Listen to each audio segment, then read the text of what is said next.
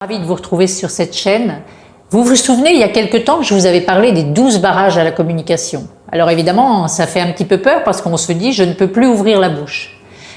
Non, bien sûr que ces barrages peuvent être pertinents parfois.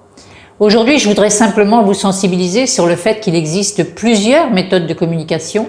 Il y a la méthode DESC dont je parlerai dans une autre vidéo, la méthode de Thomas Gordon qui a écrit des livres comme Parents efficaces, la méthode ESPER de Jacques Salomé, et puis la méthode CNV, communication non violente, de Marshall Rosenberg. Aujourd'hui, je voudrais m'attarder sur la méthode de Jacques Salomé.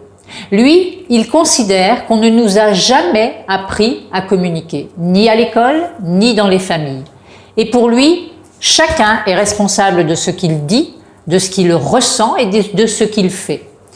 Et il considère aussi que dans la relation, nous sommes trois, c'est-à-dire la personne qui parle, son interlocuteur, et il symbolise la relation par une écharpe relationnelle. Et chacun étant au bout de l'écharpe et devant s'exprimer avec le mot « je ». Il est essentiel pour lui de respecter plusieurs besoins. Le besoin de se dire, c'est-à-dire de pouvoir dire les idées que l'on a et ce que l'on ressent. Le besoin d'être entendu, et c'est peut-être celui-là qui fait souvent défaut. Par exemple, si vous dites « j'ai chaud » et que la personne vous répond « mais la clim est à 23 », vous n'êtes pas entendu. Vous n'êtes pas entendu dans le fait que vous avez chaud. Le problème, c'est pas le fait que la clim soit à 23 ou à 25. Le besoin d'être reconnu comme je suis et non pas comme l'autre voudrait que je sois. Le besoin d'intimité, une intimité commune et une intimité personnelle. Et le besoin d'influencer, c'est-à-dire de temps en temps de pouvoir décider.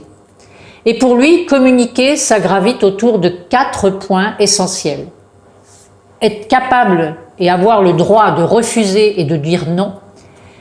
Être en capacité de recevoir, c'est-à-dire recevoir des compliments quand on vous fait des compliments, on n'est pas tous très au clair avec ça.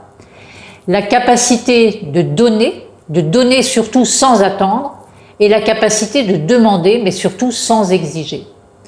Voilà, ça pourrait donner quelque chose comme ça quand on communique. Par exemple, quand j'entends tout ce bruit, je me sens agressé, j'aspire au calme, j'ai besoin de tranquillité. Vous voyez, c'est pas si compliqué. Et vous, où est-ce que vous en êtes dans votre communication?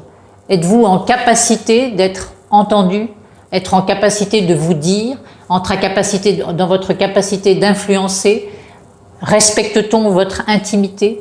Vous voyez, tout ça c'est très intéressant et très important pour pouvoir bien communiquer. Alors j'espère que cette vidéo vous a intéressé. Si c'est le cas, je vous invite à la partager, bien sûr. Vous pouvez me retrouver sur Facebook tous les soirs et puis sur mon site catherine-aubert.com. Merci pour votre écoute et puis je vous donne rendez-vous dans 10 jours. À très bientôt.